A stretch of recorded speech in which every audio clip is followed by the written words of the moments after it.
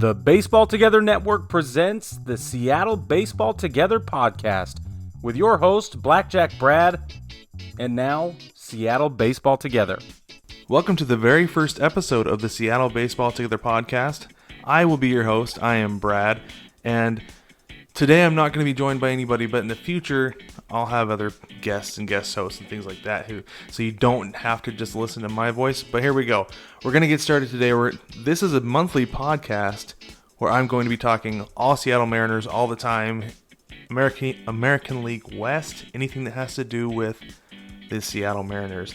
Like I said, this is a monthly podcast dedicated to the Seattle Mariners, but it's more of a support group because, let's be honest, anybody who is a fan of the Seattle Mariners needs a support group. All right, here we go. Let's jump right into this. First things first, I wanted to give you my background as a Seattle Mariners fan. I was born into the agony. I was born as a Seattle Mariners fan. My dad was a Seattle Mariners fan. He grew up in the Seattle area, so he was ecstatic when Seattle was getting a team other than the Pilots. I was a 3-4-year-old kid with Seattle Mariners pennants on my wall. Alvin Davis, Mr. Mariner. That's the first one that pops in my mind right now, but I know there was Edgar Martinez as I got a little bit older, and obviously I had Ken Griffey Jr. posters all over my wall growing up. My hero. I mean, what Mariners fan growing up in the 90s? I mean, Griffey was everybody's hero. You didn't have to be a Mariners fan for Griffey to be your hero, let's be real. But that is me as a Seattle Mariners fan, and you know what? I still just, almost every day I feel like I look back on 1995 and just think of that as one of the greatest rides ever as a baseball fan. You know, forget being a Seattle Mariners fan for just a minute. It's the first time that your team makes it to the playoffs and you draw the New York Yankees. And granted, the Yankees were not the Yankees of even 96 in 1995. You know, they went on to win the World Series in 1996. But that was still a good team in 95, and you're like, of course. Why wouldn't my Mariners be drawing the Yankees? First time in the playoffs, and then go down 2-0. But that Game 5, that's one of my absolute favorite games ever to watch. The 95 slide, Griffey coming in and scoring off that hit by Edgar Martinez. That's my first really big postseason memory where I can actually remember the situation, remember the game, the stakes, everything. I mean, I remember watching Joe Carter hit a home run, right, for the Blue Jays. I remember watching that, seeing that the Blue Jays won. I remember watching the Braves in the World Series. I followed the Braves because who didn't follow the Braves? You had TBS, right? But that was the first moment where I understood the stakes of everything that was going on in the game. And that was really, I mean, I loved baseball up to that point, but that was the point, I feel like, where I became an actual baseball fan. Getting to experience that. So that's really my background as a Seattle Mariners fan. I will be a Seattle Mariners fan for the rest of my life. I've tried to quit. I'll be honest with you. I tried to quit the Mariners, and it was when Jack Zarenzik made the deal to sign Robinson Cano. I was like, you know what? That's it. I'm done. I'm not doing it anymore. I'm not gonna take it. I'm not gonna be a fan of a team that doesn't want to win, but instead just wants to have splashy names. You're not the New York Yankees, Jack Z. You're not gonna win by bringing in Robinson Cano. There's no sense in giving him that much money. I'm done. And that lasted all of about 20 minutes. It was like that moment on Billy Madison. No, sorry, not Billy Madison. Happy Gilmore. Like the moment at the beginning of Happy Gilmore when his girlfriend leaves and he's singing. I'm sorry, baby, I didn't mean it. That was pretty much me trying to apologize to the Seattle Mariners of even thinking that I could quit this team that I'd been a fan of literally since birth because I was born into it. So that's my background as a Seattle Mariners fan. Come on and join me every single month, and we'll reminisce of the good days. We'll reminisce and also sing the sorrows of 2001 of 116 wins and then not being able to get past the New York Yankees and losing in the ALCS. But this month, I wanted to kind of get ready for the season, right? We're going to do 5 takeaways from spring training. It's 5 things that I saw from the Mariners. I actually had a chance to go. I don't live too far from the Peoria Sports Complex, so I went up to a game and watched the Mariners play the D-backs.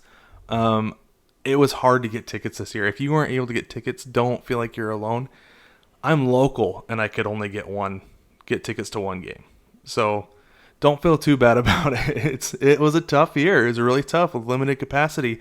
I mean, sitting there at that game, it felt like a high school game. It was really quiet.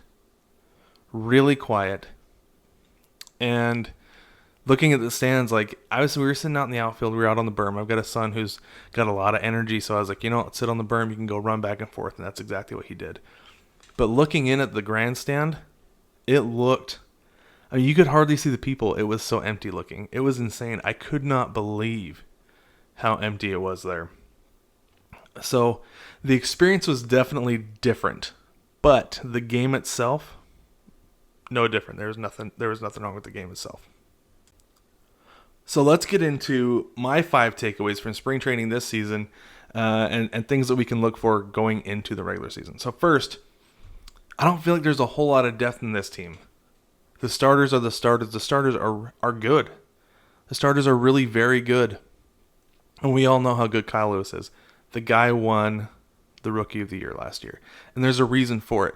And he's coming back. He doesn't look like he's going to have a sophomore slump. He got outplayed by some guys this spring. But that's fine. I'm not worried about that. We had Dustin Ackley, who was a spring training all-star every single year. Every single year. In fact, there was one year... There was one year he had an amazing spring, and the Seattle Mariners made a post about it on Facebook. They said, check out this spring Ackley's having, posted his slash line, whatever his average OPS, everything was. And I commented, I was like super, super bitter about it. And I said, well, I'll see what he's doing in June. And they commented with some more advanced stats, and I said, okay, that's fine. I'll still wait to see what he's doing in June. Because the dude was a spring training all-star every single year, but he never, ever did anything in the regular season. So I don't take too much stock into what the veterans do. And, it's weird to say that Kyle Lewis is a veteran, but he's been through spring training a couple times. And the fact that he was able to, like I said, win the Rookie of the Year last year, he feels like somebody who... I'm not going to base a sophomore slump off of a subpar based on his high standard spring training. So what he did was just fine. But overall, the starters are head and shoulders above the rest. Mitch Haniger's back. I'll get into that a little bit more later. We've got, Kyle Seeger had a great spring. And he's not a spring training all-star. The last 3 years after he came back from that wrist injury, he's been a revelation. He's been completely different than what he was the 2-3 years before that. It seems like he kind of trimmed up, lost a little bit of weight, got a little bit more lean, and he's been playing really well, hitting the ball better than he was for the 2-3 years there. I'm excited to see what Kyle Seeger does.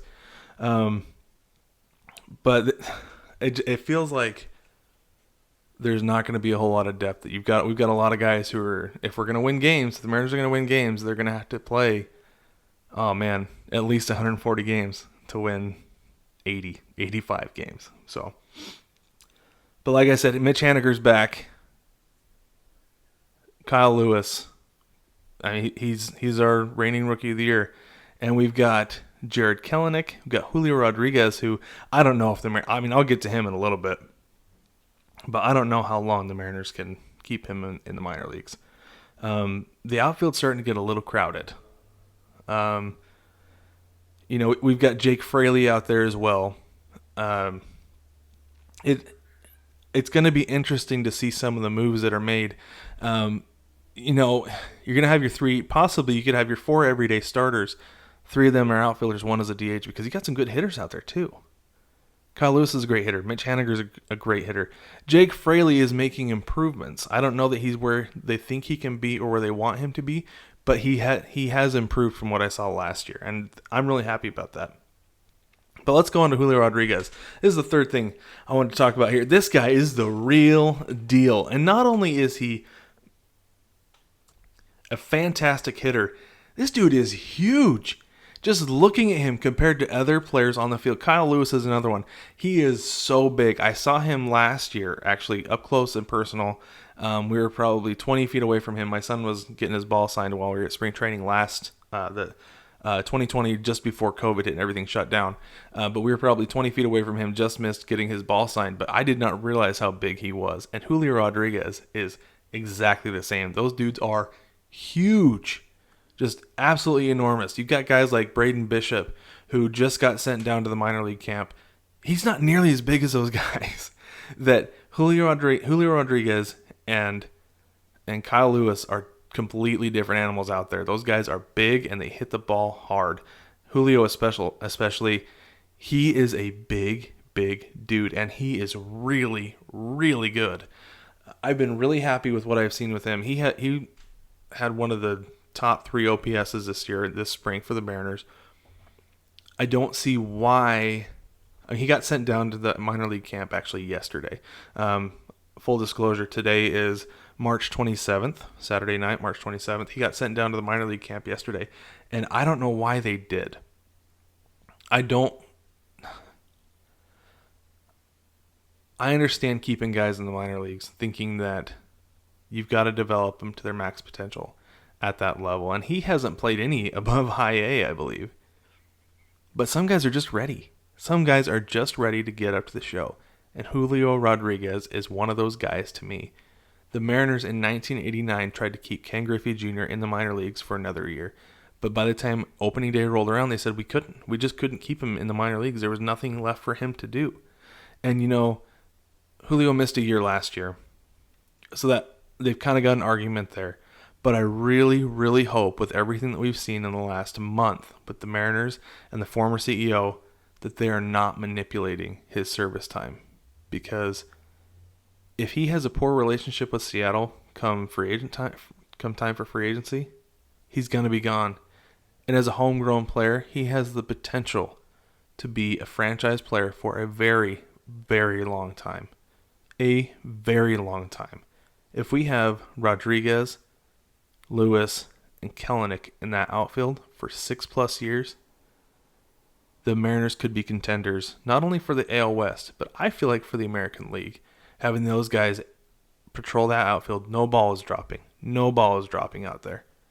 And 3 bats like that in the lineup, that's a World Series. Those are World Series leading players. That's the kind of potential they have there. And I genuinely hope that the Mariners are maintaining a strong relationship with Julio Rodriguez and not manipulating his service time, because that could get really sour and taste really bad when it's come time to get a new deal for him down the road. Let's go on and talk about Jarred Kelenic a little bit. I've talked about him a little bit here and there. He's another guy. Last year, when there was no Major League Baseball, they were doing the summer camps. I've been working from home for a year, the last year, like a lot of people have. So I would turn on the TV and I would turn on the Mariners summer camp games. There's their intra-squad scrimmages, and I wasn't overly impressed with what I saw from Jarred Kelenic. There were a few times I see him hit a fly ball deep in the outfield, and he would kind of trot into second base. And then he would even slower at an even slower pace, he would trot back to the dugout. And I was just like, man, I'm really not impressed with this guy's hustle and his, what he's showing as far as a level of commitment in these summer camp games. And I understand. You don't need to go 110% in training camp. I'm fine with that. But if you're a minor leaguer, show a little bit more effort than what he was showing. And after everything came out with Mather and talking about how Kelenic was told, okay, you don't sign this extension, we're not gonna call you up this year. I wouldn't have tried either. I wouldn't have gone out there and been like, I'm going to kill myself and try to do all this, give, like I said, 110% in training camp, and I'm going to risk pulling a hamstring or something. I don't know, some kind of injury. And then risk a long-term deal in the future. Jarred Kelenic is a key piece to the future of the Seattle Mariners. And I said this before, so for those of you who listen to, I'm going to refer to it as the Big Show, because My co-host Brig and I, we've been doing the Baseball Together podcast for almost 2 years now.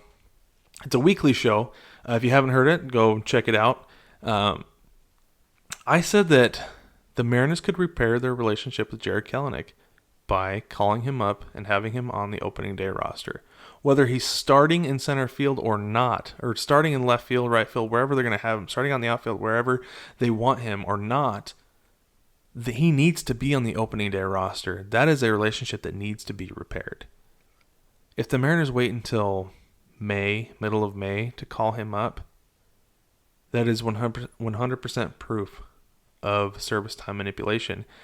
And we saw Chris Bryant, he took a grievance to MLB against the Cubs about service time manipulation. He ended up losing, but Jarred Kalanick will not lose. After the words of the Mariners' former CEO, Jarred Kalanick will not lose a grievance to MLB regarding service time manipulation, and that is not something the Mariners can afford. The Mariners need to think long term. Maybe we take a little bit of a hit. Maybe we take a little bit of a hit personnel-wise. We've got a veteran who maybe needs to go down. Maybe Mitch Haniger spends a little bit more time at DH this year than what we were originally planning, especially in the early months. But Jarred Kelenic needs to be on the opening day roster for the Seattle Mariners, and I think it's integral to their future. Yes, they'll lose a year of player control. I'm fine with that. Because if he's happy being in Seattle, he'll re-sign. The reason he didn't take the extension was not because he didn't want to be in Seattle. And who knows, maybe he doesn't. But it was because he knows his earning potential. Evan White took a deal a couple years ago, took a contract extension from the Mariners because I don't want to say he felt like he knew his ceiling and he thought maybe that contract was his ceiling. But I can understand that deal was very team friendly. And, maybe Evan White's agent said, go ahead and take this now. It's guaranteed money. And Jarred Kelenic is thinking, I have potential to be a Hall of Famer. I can make a bunch more money than that when it comes time for me to hit free agency. But the Mariners have got to repair that relationship. Okay, let's move on to pitching. The Achilles heel in Seattle the last few years. I feel like starting pitching is really improving. Got Marco Gonzalez, who I feel like he's really the ace. We got Big Maple back. James Paxton. James Paxton is back. We got Big Maple, who is going to provide outstanding veteran leadership to that pitching staff. A bunch of young guys. And I'm excited about it. We've got Justice Sheffield and Justin Dunn. And then Yusei Kikuchi, who continues to improve year over year. There are times that it's just like, oh, man, that dude just gets racked. Just gets shelled out there. But the stuff that he brings to the table when he's not is very, very good. So that's four young starters right there who are a good long-term core for that starting pitching staff. And then you bring in James Paxton, who spent years, a couple years in New York, where things are done a little bit differently. He can bring a little bit of that culture over to Seattle and teach those guys some things that maybe they're not teaching in Seattle. We saw that with Cliff Lee when he came to Seattle. He was working directly with Felix Hernandez, saying, "No, this is what you do on a winning pitching staff," and worked with him. And Felix got even better. If James Paxton brings just a little bit of that knowledge to the Seattle Mariners pitching staff, those four could just take off and become incredible. I feel like Marco Gonzalez is maybe a couple years away from being an all-star, possibly a Cy Young contender. I feel like he's that good. He's really, really good. I love watching that guy. He is an outstanding pitcher. Does very, very well. And, we've heard talks of Jerry Dipoto going with a six-man rotation, which I think will be very good, especially this year, where last year, we only had that 60-game sprint, so things were a little bit different as far as rest, not getting as much of the long work and conditioning that comes with a 162-game season. So it's going to take extra days off for these guys to be fresh and ready to go. Not saying they're not going to be in game shape, but it's the arm. You got to condition those arms, and it's crazy the things that a marathon season can do to pitchers.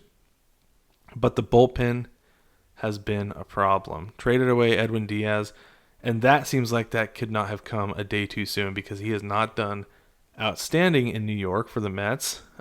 He was nowhere near where he was in Seattle, and that's just fine. However, the Mariners have got to find a closer. Got to be able to get that bullpen in order because it doesn't matter what the starting pitcher does. If these days it's 5-6 innings for starters because they don't like going through the order the third time. But it's those 6th, 7th, 8th, 9th innings. It doesn't matter if you're ahead when the starter comes out if the bullpen cannot keep anybody down. You've got to get that bullpen in order. Seattle will not win more than 70 games if the bullpen is not sorted out. So that's something to watch for as opening day rapidly approaches. When this comes out, it's going to be tomorrow. Happy holidays to everyone on opening day. But yeah, that's something to watch out for sure. Is the bullpen. Okay, before I wrap up here, I want to give my predictions for the season. I'm just going to do AL West. I don't want to go all the way across to MLB because that's not what I'm about here. Seattle Mariners AL West. So here we go. Predictions for the season. Let's start from the bottom and go to the top. So that means we're going to start with the Texas Rangers. That's right. Everybody knows that the Rangers are going to finish at the bottom of the division this year. Joey Gallo will be better. He will be better this year. Anybody who had a bad season last year, I'm like, that's fine. It was a 60-game sprint, spring training into summer camp. That was all messed up. I'm not going to hold a bad 2020 against anybody. Joey Gallo is going to be better, but the rest of the team is incredibly young. Incredibly young. I don't think they're even planning on winning this year. So let's put the Rangers at the bottom. Next, we have, I like to refer to them as the geographically nondescript Angels because they're called the LA Angels, but they're not in LA. They're in Anaheim. I now understand it's like a San Francisco 49ers thing, whatever. Anyways, the Angels will finish 4th. They haven't done a whole lot, I feel like, to improve their pitching. Got Ohtani back, which is something because the guy's unhittable. But the problem is that elbow. He's had Tommy John twice. I don't know, but the guy is worth the price of admission. So if you're going to watch anybody outside of the Mariners in the AL West this year, tune in every 5th day to watch Ohtani pitch. And you know what? Watch him, if you're flipping between commercials or something, flip over to the Angels and watch Ohtani hit if you can. Because this guy, he's something else. He's a freak of nature. I am a huge Shohei Ohtani fan, but the Angels are not a very good team. Okay, 3rd. I don't know if this is going to be as a surprise to anybody, but I've got the Mariners finishing 3rd. This does not mean that I don't feel like the Mariners are making steps in the right direction. I very much do. I very much think the Mariners are headed in a positive direction. I'm going to say 500 this year. I'm going to say 82 and 82, and I feel like that might be a little bit conservative. But again, like I said, got to get that bullpen in order. I don't know. I'm going to be optimistic and go for a 500 finish this year. 2nd, I'm going to go with Houston 2nd. Now, last year the Astros finished under 500. I feel like that was an anomaly. In a 162-game season, they would have figured things out and very likely, I feel like, finished over 500, as much as that pains me to say, because we all know how Mariners fans and anybody really in the AL West and MLB right now feels about the Astros, and especially as a Mariners fan, like, seriously, come on now. Why could the Mariners, when they were contending for the AL West and wild card, why could they not beat the 70-win Astros? If anybody has an answer to that, let me know. Reach out to me on Twitter at Jojo Cornero. That's me. Or you can submit to the Baseball Together mailbag. Go to baseballtogether.com. There's a link in the menu where you can submit to the mailbag, and then there will be a drop down asking you which podcast you're submitting to. Submit to the Seattle Baseball Together podcast, and let me know, why was it the Mariners could not beat the sub-500 Astros in those years? It blows my mind. It still makes me upset. And with the whole sign stealing thing, I hate the Astros even more. It's obscene. But anyways, part of the reason I don't think the Astros are going to finish at the top of the West is because there's no George Springer. That is a big deal. That is a big old fatty deal. Let me give you something here. I found this stat for George Springer that I thought was really interesting. Of George Springer's 174 career home runs, 39 of those come from leading off, and 46 first inning home runs. Okay, that's a big deal that the Astros are losing. That guy, I feel like he was the best offensive player they had. They had him batting leadoff for a reason. With him not there, he set the tone for the offense for the rest of the game. Yeah, I know we're gonna say, yeah, so did the trash can, but George Springer legitimately was a very good hitter, and he's gonna do good things in Toronto because he's out to prove that he didn't need a trash can. But Houston not having him is gonna be a big deal. So on the top of the AL West, I've got Oakland. Is this possibly the best offensive infield in the division? You got Matt Olson, Elvis Andrus, and Matt Chapman. That's a pretty good infield to me, and they're going to be trouble. You've got three guys who play outstanding defense, outstanding offense, and then that pitching staff is not bad either. Oakland's going to take the division this year. Who knows what they'll do in the playoffs? Because for some reason, they can't put together a playoff winning team. I don't know what it is, but it's something that happens in Oakland. So, recap real quick. Oakland number 1, Houston number 2, Seattle number 3, the Angels number 4, and Texas number 5. If you have any questions, if you have any rebuttal to that, let me know. Reach out. I would gladly have a conversation with anybody. And if you send anything to the mailbag, I'll give you a shout out on the podcast. You can send me questions. I always say questions, comments, concerns, snide remarks, whatever you want to send through the mailbag. I'll read it on the podcast. I'll give you a shout out. And who knows, maybe I'll have you on. If you're a Mariners fan, you want to come on and talk Seattle baseball with me, let's do it. Absolutely. Let me know through the mailbag.